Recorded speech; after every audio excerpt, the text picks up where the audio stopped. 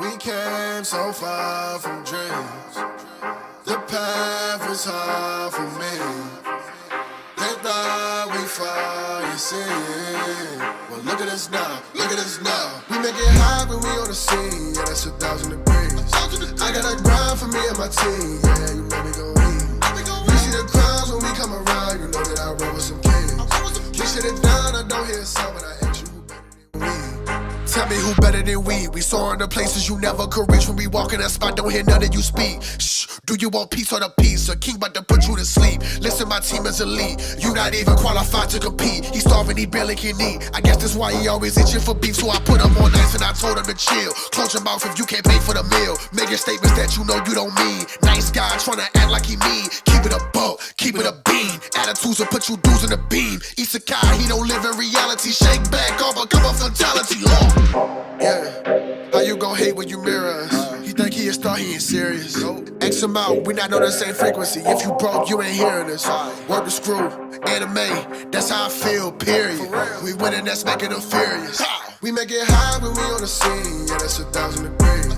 I got a grind for me and my team, yeah, you know we gon' eat. You see the crowds when we come around, you know that I roll with some kings. We sit it down, I don't hear a sound, but I ask you who better than we.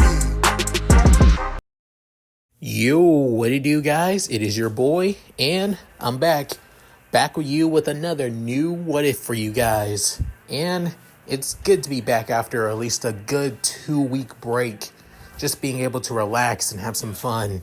I'll let you guys know I am still not 100% back.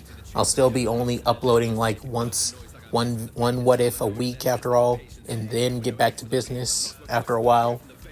But other than that, Leon Mookie is back in business. This is What If Izuku was Kazuma Kiryu's son from the Yakuza series, or the Like a Dragon series, as it's originally called in Japan after all.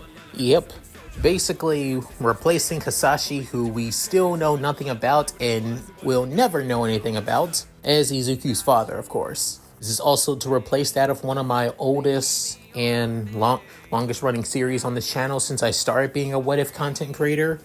What if Izuku was trained by Ryu Hayabusa? So yeah. Also, other new What Ifs will be coming out for Izuku and certain other characters as well, but it'll be slow updates, to be honest. So yeah.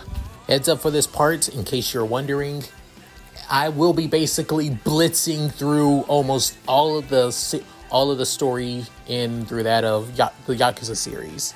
And unfortunately, I won't be adding a lot of side characters. Only ones important to the plots of each Yakuza game and throughout the series after all. So yeah. So with all that said, let's get into this, shall we, guys? In this world, it all began in that of Ching Ching City. A baby that began glowing light was born. Society began to change as children began to be born with that of unique and powerful abilities, superpowers, or would be later known as quirks. Society began to shift and change from that of government being destroyed from the inside out to society being warped, and to that of people taking matters into their own hands to protect themselves and others. This would be heroes, and would soon devolve into that of pro heroes, a profession that would be in that of the world's culture. However, we're not going to be talking about them at all, but instead, those of the underbelly, those who basically are part of the criminal organizations, but those who keep crime in check, for those of the innocent and those who have suffered. We're talking about those known as organized gangsters, and in Japan, they're known as Yakuza. As the world began to shift with that of quirks, that's when villains began to roam the streets, causing quite a bit of stir in that of territories run by Yakuza clans and families, and organizations as well. However, as the Yakuza began to fade out from that of society, however, 2 Yakuza families still are prevalent in that of Japanese society through the government and a system of pro heroes as well. That being the Tojo clan and the Omi Alliance. There are also smaller Yakuza clans as well, but they have none of the prestige, power, and influence as these two clans.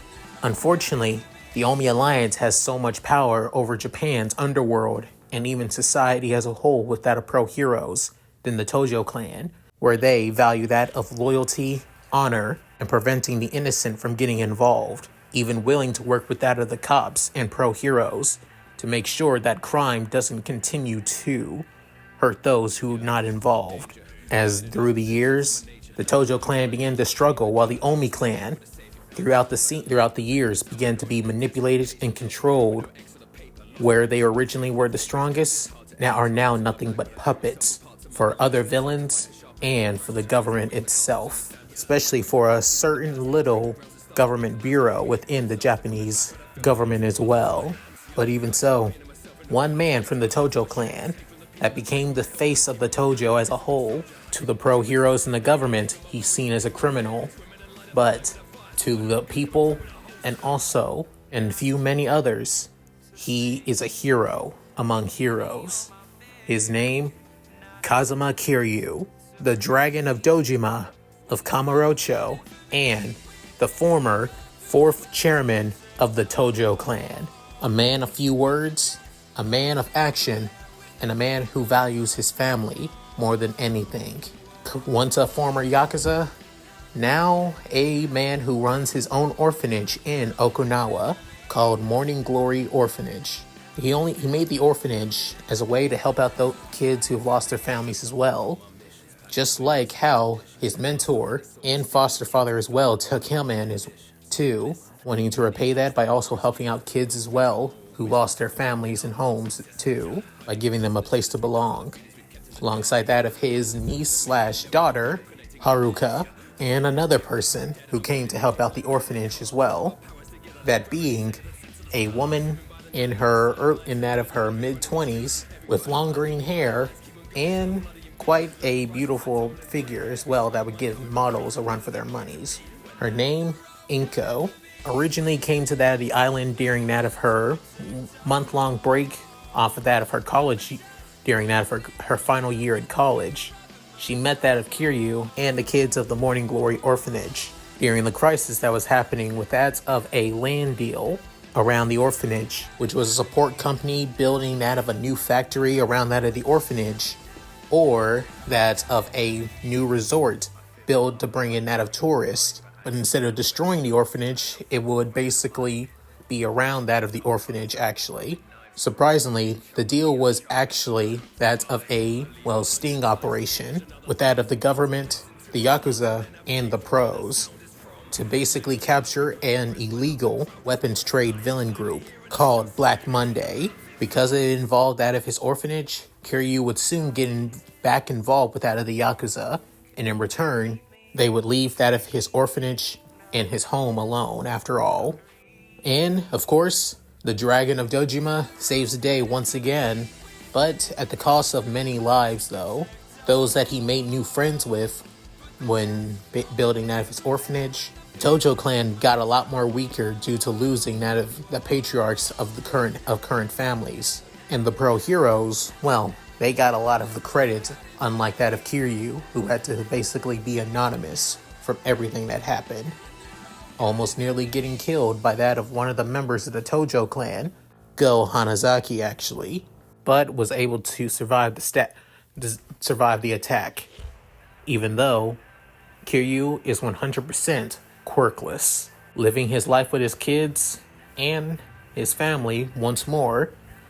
However, through these years, Kiryu and Inko ended up getting closer with one another. Originally, Kiryu wasn't a big fan of, falling in love with that of Inko, believing that he's not worth it, to be honest, given how his last relationship kind of ended.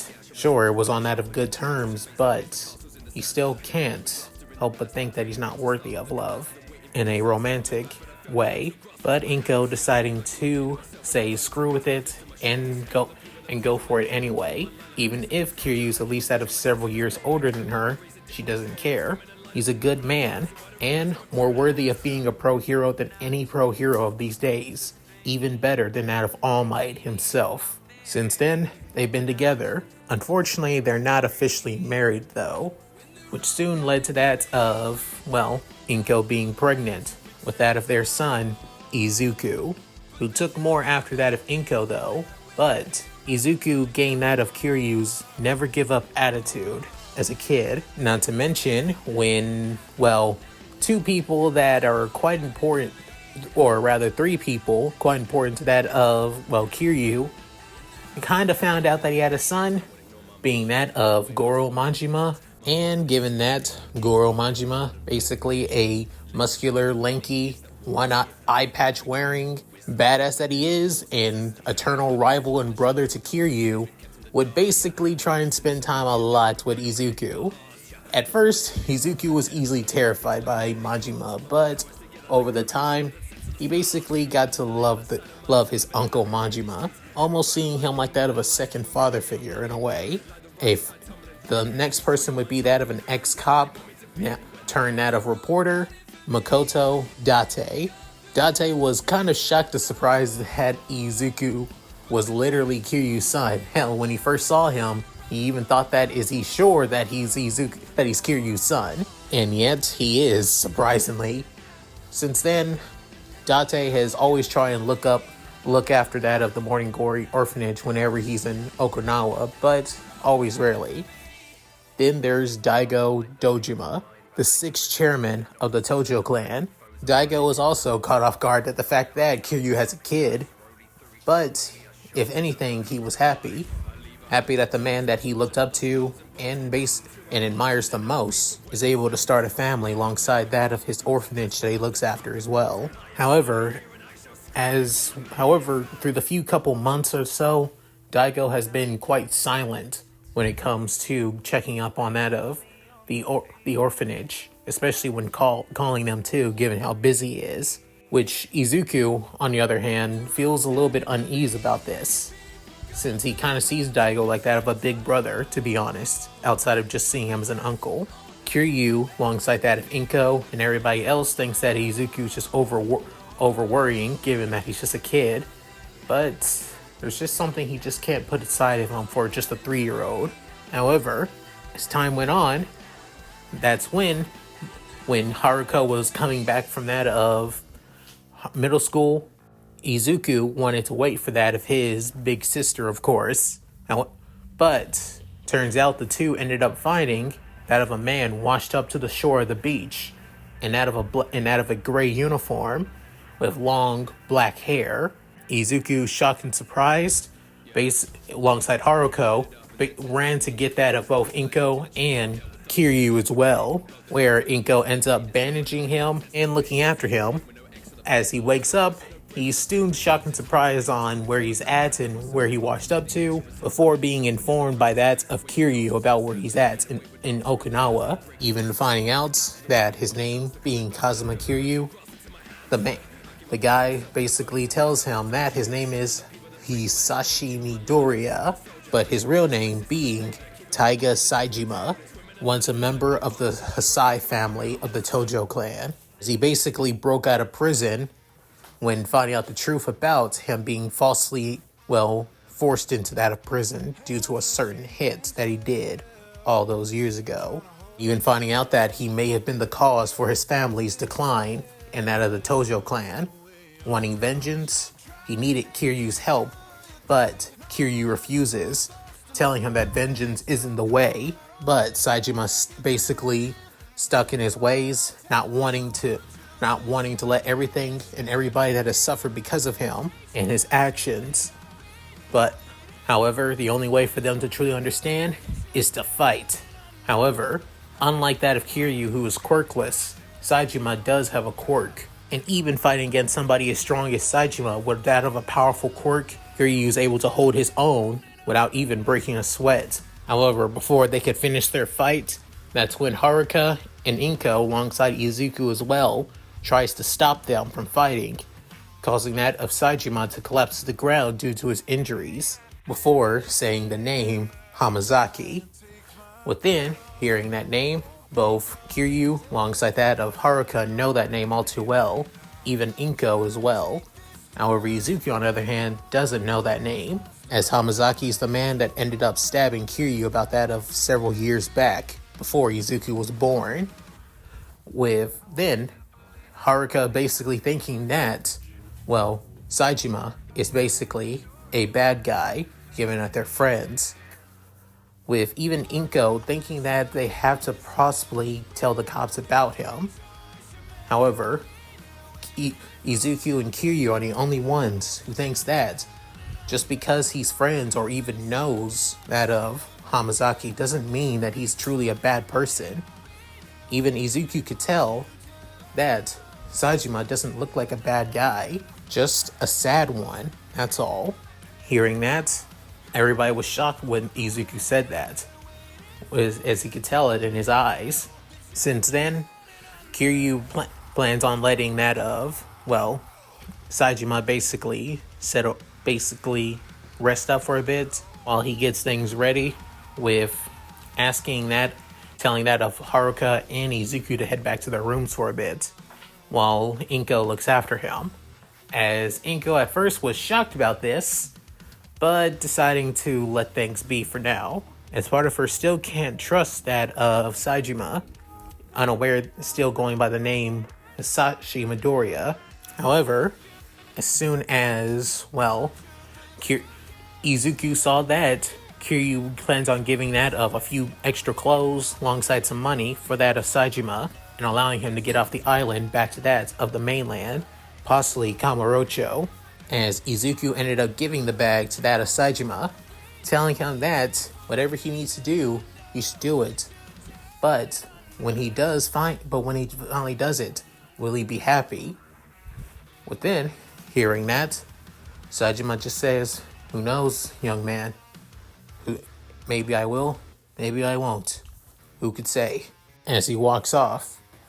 However, soon after, a few days later, that's when the very man that Haruka and Inko couldn't trust, Hamazaki, soon shows up.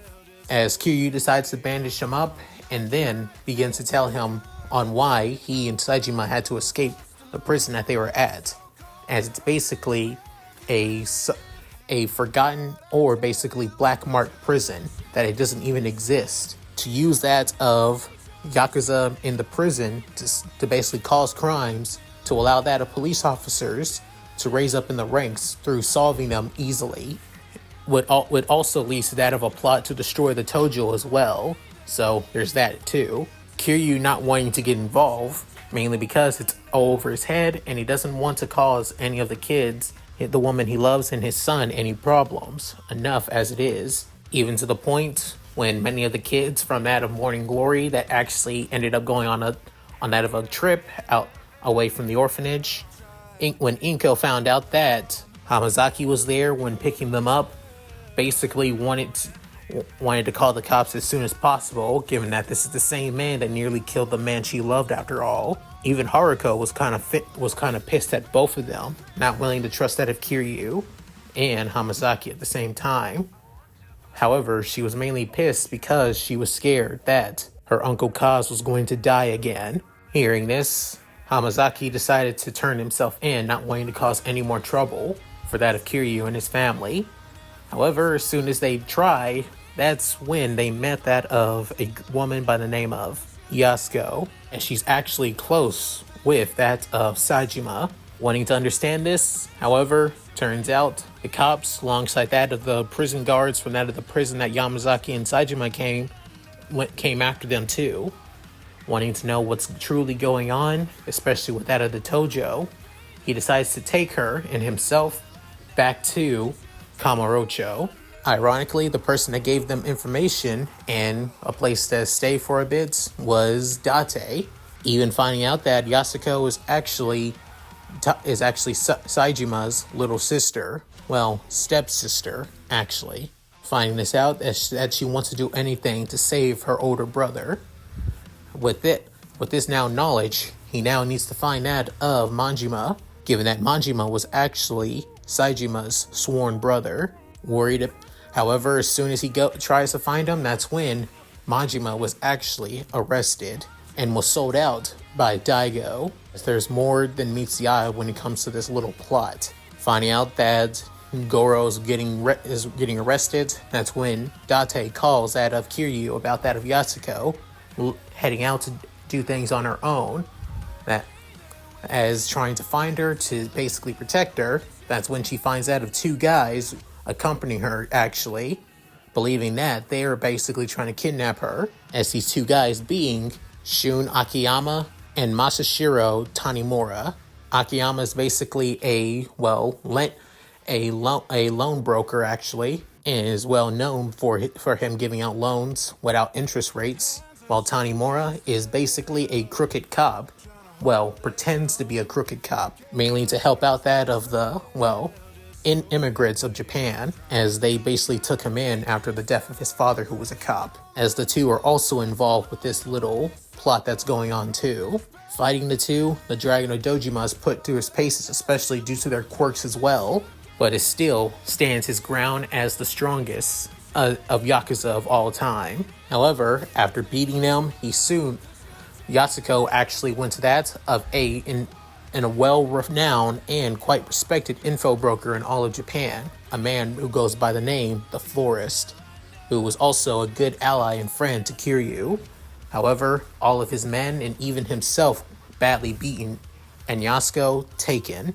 Then, soon finding out that, Tanimura and also Akiyama were actually trying to help out too, which basically makes it even more frustrating, that the fact that they misunderstood one another. Even Akiyama losing almost all of his money, after all, from his business, Sky Finances, from the two people he thought he could trust the most.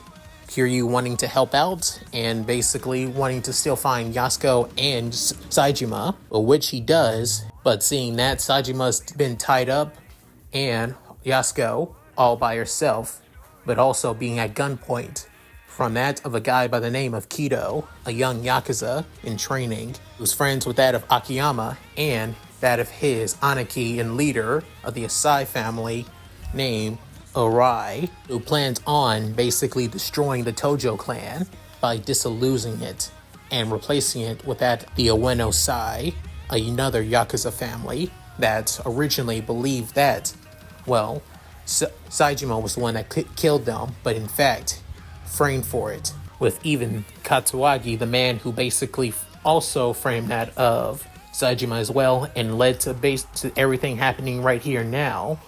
Sajima wanted vengeance, but deciding not to, believing he's not worth it.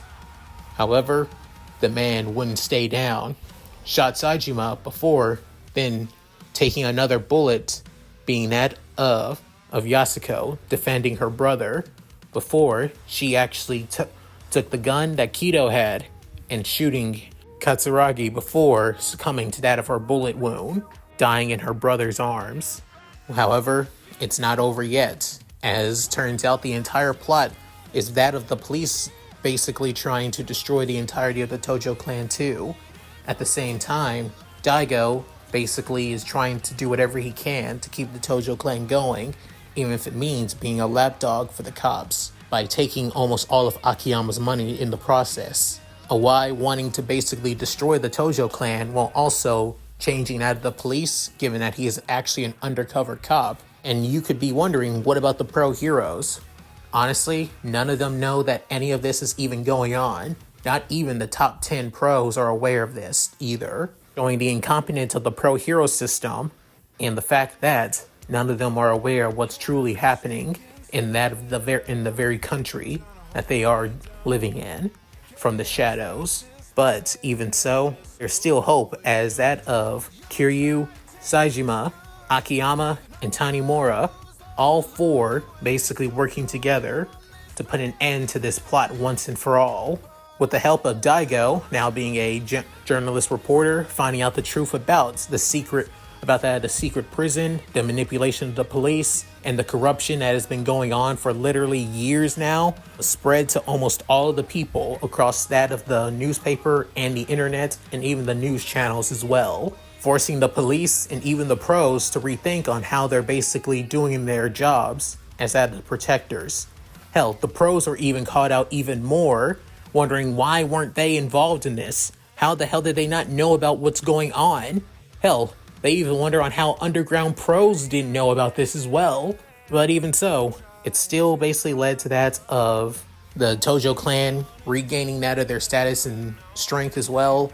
However, it did ended up causing somewhat of a small rift between that of Kiryu and Daigo, given that he was also involved in this, trying his best to still live up to that of Kiryu's expectations, but at the same time trying his best to keep the Tojo clan keep going as well. Even Izuku found out about this, was disappointed, but for some reason a 3-year-old could understand what Daigo was going through. Since then, he's been trying his best to keep to his ideas and the ideas on what the Tojo and Kiryu stood for, even trying his best to live up to what Izuku has for him as well. Not to mention, Izuku got to know that of Sajima even more too, saw him as that of an uncle as well, even the same with that of Tanimura and also Akiyama too. As the life of the Dragon of Dojima with his family continues to grow, even to the point that he marries Inko actually, finally, with a few more years now going by, as a huge change ends up happening to Morning Glory, or specifically to Kiryu and Haruka as well. During that of her, second year in high school, Haruka was found by that of a talent scout that runs her own agency called her name Miss Park.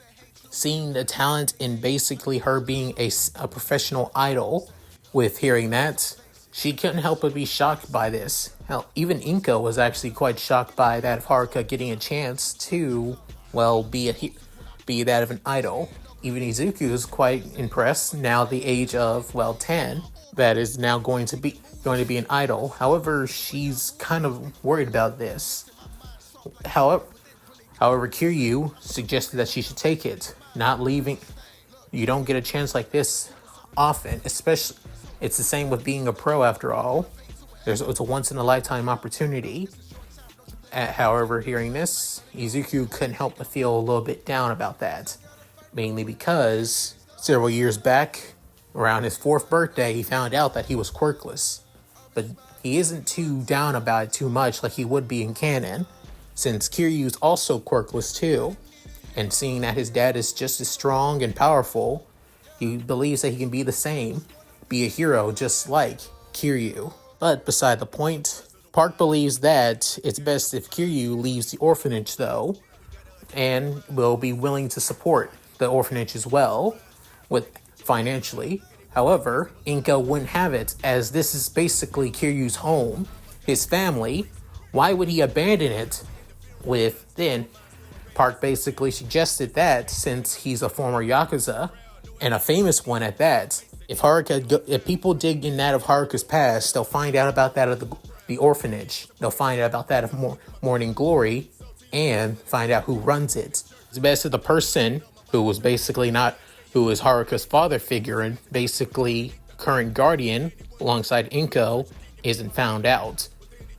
Hearing this, Kiryu deciding to listen to it, and decides to leave Morning Glory Orphanage to give that of Haruka a good life and to strive for that of her dream after all. Having Kiryu leave while basically working as that of a taxi driver and that of Masafu. However, he isn't there alone though. He actually is there with that of Inko and Izuku, as his wife didn't want to abandon him and leave by himself, and Izuku not wanting to leave his dad as well, realizing he needs those close to him by his side in this rough time for them. However, through that of the several months with Izuku having to go to that of a new elementary school, the same elementary school he would go with in canon from the beginning, and there he would meet that of Katsuki Bakugo, the son of his mother's closest friend. However, just like it would have in canon, when they found out that he was quirkless, people began to belittle and look down on Izuku. Katsuki, on the other hand, didn't though, at least for at least a good few months, to be honest. He didn't care about that Izuku was quirkless. He still gave him the same stupid nickname Deku, of course, but Izuku didn't really care that much. especially since he still gets calls from that of everybody from Morning Glory Orphanage. Especially the fact that many of the kids from the Morning Glory Orphanage always basically told that Izuku had a chance of being a hero. If Kiryu, who is quirkless, is basically the best hero of them all, and the world doesn't even know about him, then Izuku has a chance too to be a real pro hero. Speaking of that chance, the reason on why Kiryu is able to stand his ground against that of the strongest quirk users in the world and also the underworld as well is because of one thing. It's called heat, to turn one's willpower energy. As turns out, all of the people that Kiryu has fought against has also used heat, but fusing their heat with their quirks. Heat is turning a person's willpower into energy and into power itself. It looks and feels like a quirk, but it isn't a quirk. Izuku was being trained by Kiryu to how to channel and use his heat, to use Izuku's willpower to have the same strength and power he does. However, at first, Izuku didn't know how to do it, as it was so hard to try. However, he soon found out that it takes willpower. Whatever drives Izuku, whatever makes him what he is, on who he wants to be, is what needs to be used for heat. And that drive for this kid is to be a hero, to wanting to protect everybody, to live up to the expectations that everybody from Morning Glory have for him, to not let their hopes and everything that they believe in him go to waste. Since then, Izuku has been using a small portion of his heat to fight, even learning that of fighting styles. Over the years, he learned from that of several other people how to fight, like from Akiyama, his kicks, or rather capoeira style of fighting style, Sajima's, full-on bruiser and brawling fighting style, Tanimura's basically countering fighting style too, even Manjima's crazy and wild fighting styles too. But he took more from that of Kiryu's fighting styles though, and it all changed when that of Bakugo and Izuku's relationship, when Bakugo was using his quirk on a kid that basically talked back to him, or basically said that he had a more amazing quirk. That's Bakugo tried using his explosion quirk on the kid. However, Izuku basically saved the kid by running into the explosion and saving him from it. However, Bakugo didn't like this, thinking that Izuku was looking down on him, saying that if he basically uses his quirk on others just because they anger him, makes him no different than a villain. With that, it enraged the 10-year-old and basically sent a blast at that of Izuku. However, Izuku was able to tank it with his heat and basically slammed his fist into that of Bakugo's cheek, sending him somewhat flying off his feet. But after that one single punch, that's when their dynamic changed. Everything changed with the two of them, winning from friends, acquaintances, to now hating one another. Izuku doesn't truly hate Bakugo, he just feels disappointed in him. But Bakugo despises him, constantly belittles Izuku, even telling him without a quirk he's nothing. But Izuku doesn't let it get to him, as he still strives to be a hero. But at the same time, while this was all going on, that's when basically a war was lingering in that of the horizon all across Japan. A war between the Tojo clan and the Omi alliance. And soon, Kiryu will be swept up in all of this, mainly because Haruka would also be entangled in this too, as the current 7th chairman of the Omi alliance, currently basically having that of cancer, devises a plan to basically destroy the entire Tojo clan and change the entirety of the Omi alliance, getting rid of Yakuza like that of Kiryu, Sajima, an Omi Alliance Yakuza member by the name of Watase, and several others. Yakuza with that of a code of honor, a code to protect those who can't protect themselves, and to do what needs to be done for the greater good. In a way, he hates Yakuza with that of an actual consciousness. while at the same time preparing his successor for the Omi Alliance. During what's going on, that's when that of Akiyama and Sajima step in to try and stop all of this from happening once more alongside Kiryu and several other people too, such as Daigo, who ended up basically going on the run when certain families in the Tojo clan ended up trying to kill him and take over the Tojo for themselves for the upcoming war, basically dragging in his old schoolmate into this war as well. A former baseball player, Takisuna Sanada, a hotshot in the league, however, was basically disgraced by that of the Yakuza because he didn't know about that of the dives in the rigged baseball matches, which soon led to him basically being forced out of the league. But with Daigo telling him the truth and everything else, he decides to help out, especially given that many of the people who he ended up getting close with after leaving baseball were manipulated and feared the Yakuza as well. At the same time, turns out many pros were basically trying to keep this war from basically affecting the innocents, with several Yakuza members being arrested and defeated by the pros, even to the point that one battle being broadcasted all across Japan by the news, as Kiryu and Akiyama are basically facing against ton of Kurosawa, the chairman who was basically trying to kill Kiryu, Sajima, and the rest for that of the Omi Alliance before his death. Seeing this, Izuku, Inko, and even Haruka, seeing that Kiryu was basically fighting for his life once again,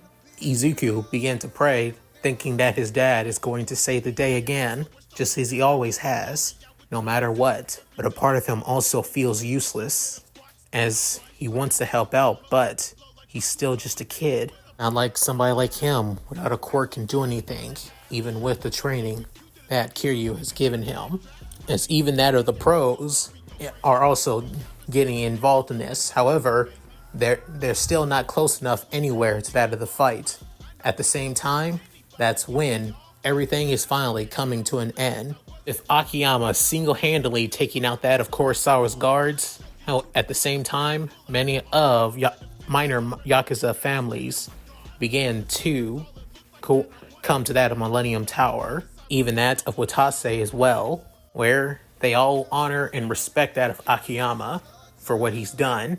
As for that of Kawaii, turns out this wasn't just to basically rid himself of those of Yakuza members that he despised. It was also to set things up for his successor of the Omi Alliance, the one who we believe would take over both the Tojo and the Omi, a man who has been helping out that of Kiryu throughout this entire mess, and to believe dead at the same time. A newly made member of the Tojo clan, a guy by the name of Aizawa, the bastard son of Kuroiwa, actually. When he found out about this plan that his father basically had for him, he decided to basically screw that plan, because there's only thing wanted when he joined the Tojo, and that was to defeat Kazuma Kiryu. That's all he ever wanted. But then, Kiryu hearing this, he understands on what Aizawa wanted, and he can respect it.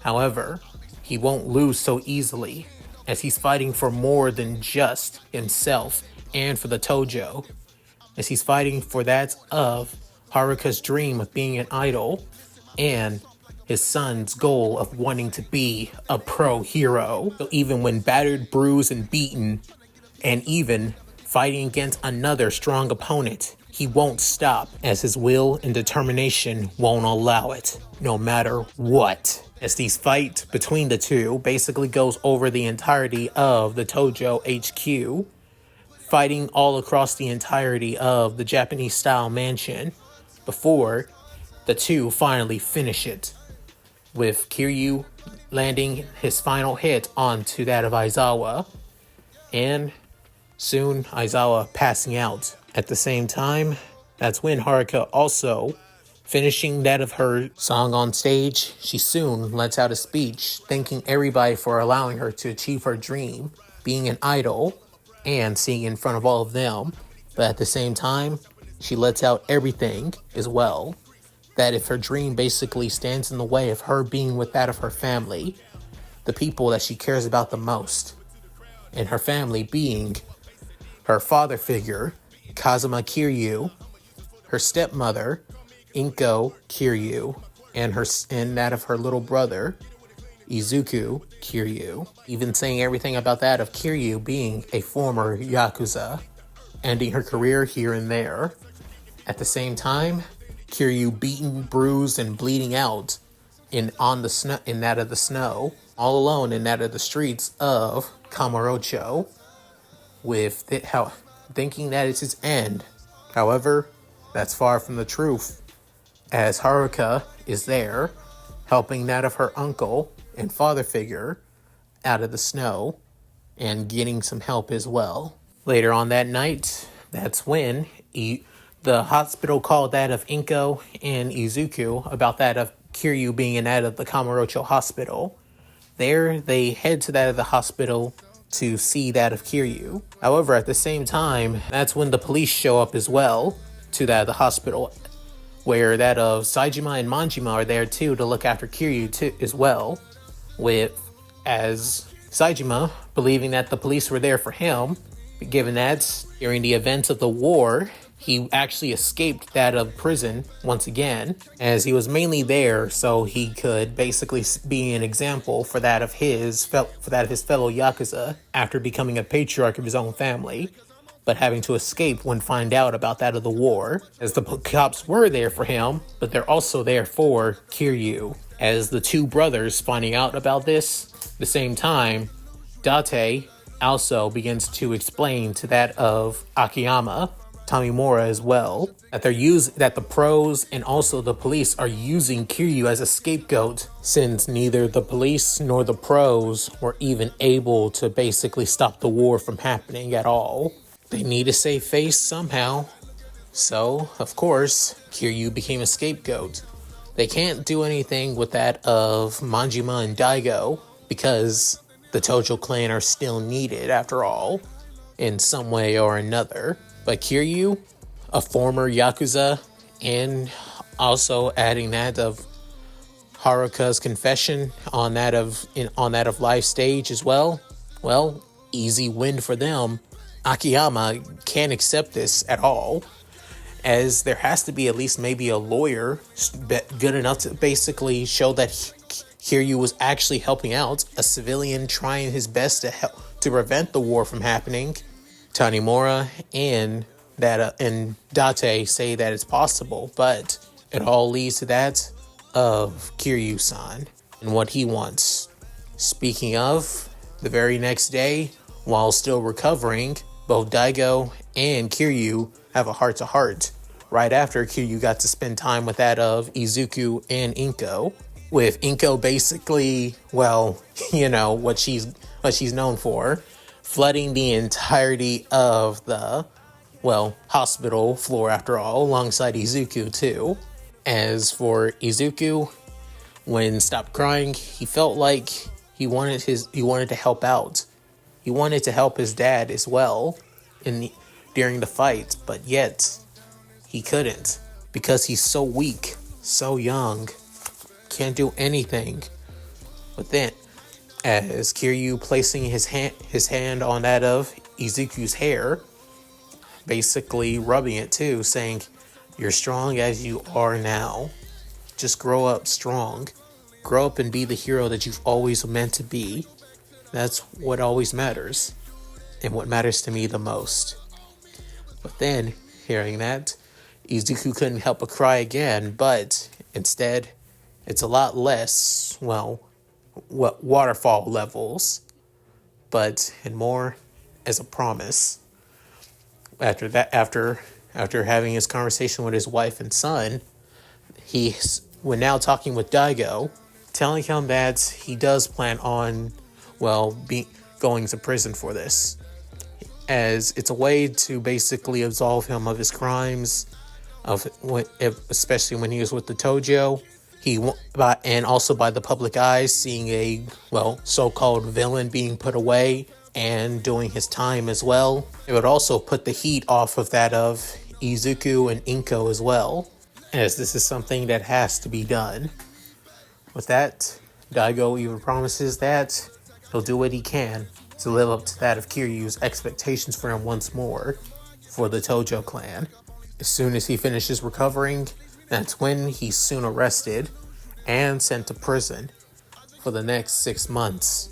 Of course, Inko was trying to convince Kiryu not to go to prison, but when Kiryu sets his mind to something, there's no turning back when it comes to that guy. Since then, Izuku and Inko decide to go back to, Morning Glory Orphanage to look after everybody there, of course, alongside that of Haruka.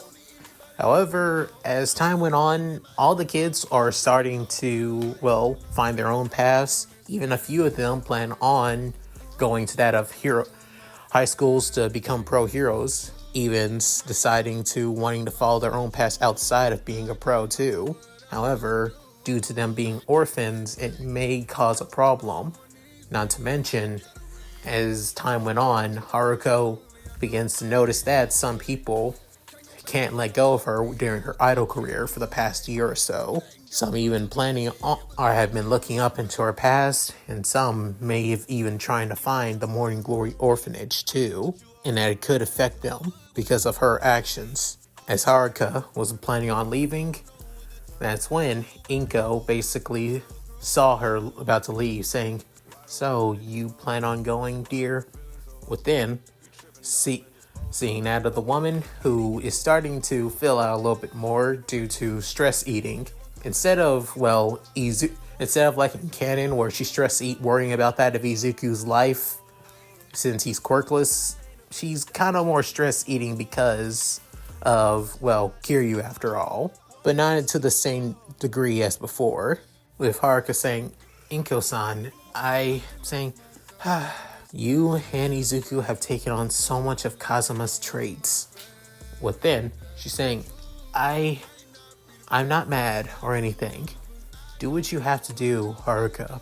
But just remember, this is still your home too, and we'll all be waiting. I'll just tell everybody else that you've gone to try and wait for that of Kazuma. But for the meantime, just be yourself, okay? Within, she's saying, "Thank you, Inko." With that, she soon leaves the orphanage. Another year has gone by, with Kiryu now finally out of prison, heading back to Morning Glory, where everybody soon welcomes him back. All the kids happy that he's finally returned. Even Inko basically hugging and kissing her husband too, that he's finally back too, alongside that of Izuku, who has been keeping up with that of his training, thanks to the older kids helping him out with that of his heat training. However, some of them were a little bit shocked that Haruka isn't here with him yet. As Kiryu's shocked hearing this, saying, "Why would she?" As then Inko began to explain that Haruka left, and since then we haven't heard anything about her afterwards. With Izuku kind of worried about her too, alongside everybody else, as originally he asked if she went to Kamurocho and tried to call that of, Akiyama, and also that of, Daigo, alongside that of Majima too, knowing that the three of them would look after her if she went there. However, he soon explained that no matter how much he tried calling, when he called Sky Finances, Akiyama's business, it basically got a dead number. But when he tried calling that of Majima and also Daigo, it said there were other people calling instead, saying that they're too busy to answer. Hearing this made Kiryu kind of worried. So, as soon as he arrived back at Morning Glory, he soon heads back. Inko, on the other hand, was not having it at all. She just got her husband back, and now she's probably going to lose him again. As he says, he's not going to be gone for too long. All he needs is to basically find Haruka, and that's it. Nothing more and nothing less. However, little did he know, easier said than done. While coming back to Kamurocho, finding out that Haruka was actually involved in a hit and run, And not only that, she also has her very own son as well. The little boy's name, Haruto. Finding out about this, Kiryu is surprised that Haruka actually ended up having a son. Heck, even to this point, he ended up, trying to get in contact with that of Inko and basically explain what happened, as she is completely and utterly shocked about this. However, at the same time, Kiryu was wondering on how she got involved with this, as finding out that there's a bigger plot involved too, that the Tojo are involved with that of the Chinese triads, once again, otherwise known as the Jingwang. And of course, even though Kiryu doesn't want to get involved with that of the Yakuza anymore and only wants to get back Haruka, and now finding out that he has that of a grandson in a way, being Haruto, seems like things are not going to be that simple. Especially, for example, that the state, child protective services, the police, and even the pros basically want to put Haruto into the system until that of Haruka wakes up. But since Kiryu is a former Yakuza, a former con, and a former villain in that of the eyes of the public and also that of the police and pros, there's no way in hell that they would give him Haruto. However, this is Kazuma Kiryu we are talking about. He's saying fuck that, and he does what he wants when it comes to his family. Unfortunately, Akiyama doesn't see it that way, so he does try to stop him. Emphasis on try. Now with Haruto in hand, he needs to know at least who is Haruto's father, and for the past 3 years, where is Haruka been? In the region of Hiroshima, in the town of Yakimichi, which is the best league that Kiryu has. However, the region is ruled by that of the Yomai Alliance, the third strongest Yakuza organization, where Tojo's the second and the Omi is still number one, even though given all the losses that they've basically taken. They still have power and prestige after all. But even with that, Kiryu is still dead set on finding out of Haruto's father and finding out what led to all of this. But even so, doing so in the process ended up basically worrying that of Izuku and Inko even more, alongside those at Morning Glory Orphanage as well. While Kiryu was there, he actually ended up finding that of, Haruto's father actually. Turns out the guy was part of the Hirose family of the Yomei Alliance. Even getting to know them, and to the point that when they found out that he was the dragon of Dojima after all, they couldn't help but respect him even more. Not only that, even getting involved with that of a crazy ass plot that goes all the way back during that of the, stabilization of Japan when quirks were starting to develop once again. While finding out that one of the members of the Hirose family, being that of Haruto's father, is a guy by the name of Yuta, who was a huge fan of Haruka back during her idol days. When he found out that who she was, he kind of got to know her, defended her from basically getting mugged, and one night of passion later, Haruto was born. Not to mention the fact that Yuta is also half Chinese and also the heir to that of the Chinese triads as well. However, not wanting this to happen, mainly because Haruto was not supposed to be born at all, leading to Haruka being caught in the crossfire and her being hospitalized after all. But also at the same time, this is something that they all originally wanted as well, to get rid of the triads too, as this would be a big conspiracy, and for the Tojo clan to get rid of one of their competitors and threats as well. However, Daigo and Majima never wanted this, but the current acting chairman, on the other hand, does. A man by the name of Iwami. Now knowing the truth, Kiryu has one thing left to settle, to make sure that Haruka, Haruto, and Yuta are safe by taking on what's left of this corrupt Tojo clan. But easier said than done, given the fact that they decide to actually piss off Kiryu even more by taking Haruka and Haruto as hostage, knowing that Kiryu won't act given that they are in danger, which they take advantage of, but only for a short moment of time, given that Yuta and his clan were able to show up to help out and save Haruka and Haruto. With Kiryu seeing that his family is safe, he now takes on Iwami and finishes this once and for all, taking out the fake corrupt replacement of the Tojo. However, easier said than done when that of Iwami's, second in command, Sugoi, gets back up after being knocked out, pulls out a gun, and tries to shoot at that of Haruka and Haruto.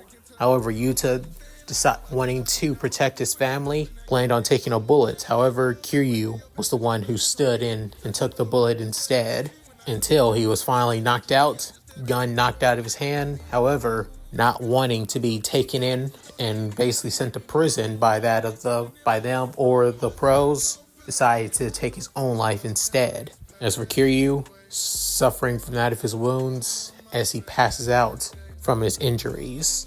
However, he soon finds himself in the hospital, but found by that of a shady politician who comes from an organization known as the Daidoji, a group that is even more powerful and more secretive than that of the Hero Public Safety Commission, as they want to buy Kiryu, as he's a powerful man, quirkless, yes, but powerful all the same, and it'd be a shame to lose somebody like him. As Kiryu decided to take the deal, but only on that of several conditions. First, to free that of Daigo, Manjima, and Sajima. Second, fake his death, best for those around him not to think that he's alive after all. And third, allow his family, his wife Inko and his son Izuku, to change their names from that of Kiryu to Midoryia to one of his aliases after all, not wanting his family to suffer from his mistakes after all. With that, it was all settled. Kiryu Kazuma is now officially considered dead, as the news of course breaks Haruka and Haruto as well, alongside Yuta and everybody else. Soon after, Haruka had to explain this to that of Inko and also Izuku as well, causing the two to break down as well, alongside everybody else from Morning Glory as well, finding the truth out too. Couple weeks later, when Majima, Sajima, and Daigo are let out of prison, of course, Majima's first thought is to avenge Kiryu after all. Avenge his brother, of course. Why wouldn't he?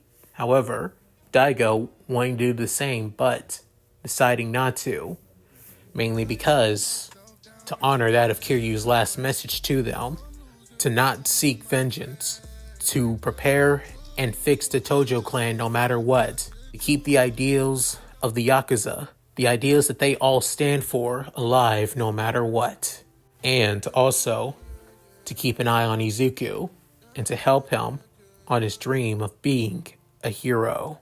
The only people that know the truth about that of Kiryu's, being alive is that of Date. Several months later, Inko and Izuku are leaving Morning Glory Orphanage, with everybody kind of shocked and surprised about this.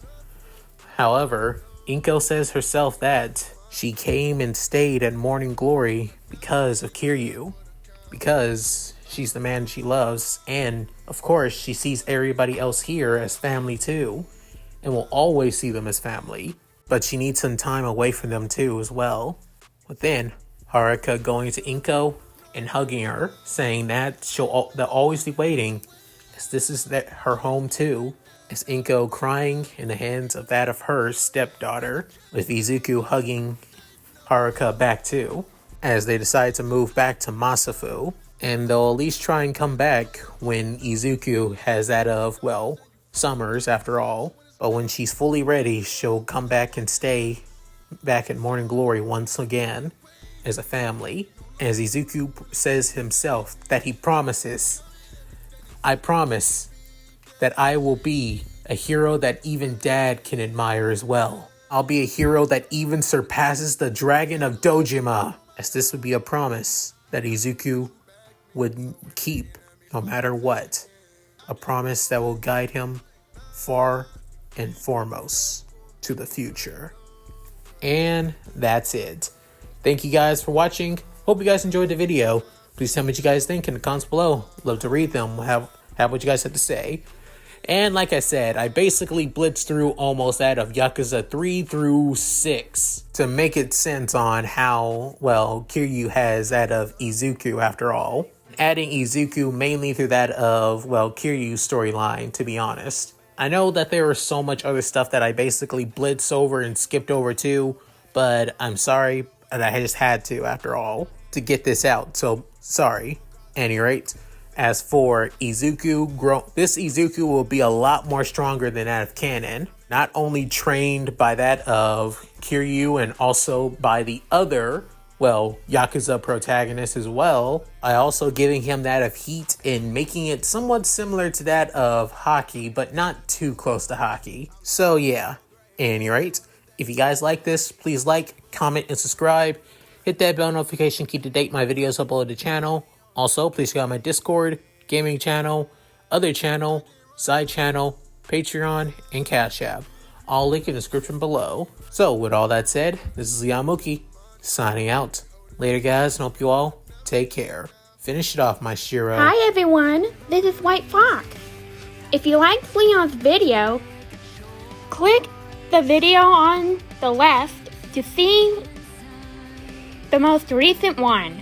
And if you want to see more of this, click the subscribe button and notification bell and check out his playlist. If you still haven't subscribed, do so in the center. With that said, I hope to see you again on my love's channel. Bye!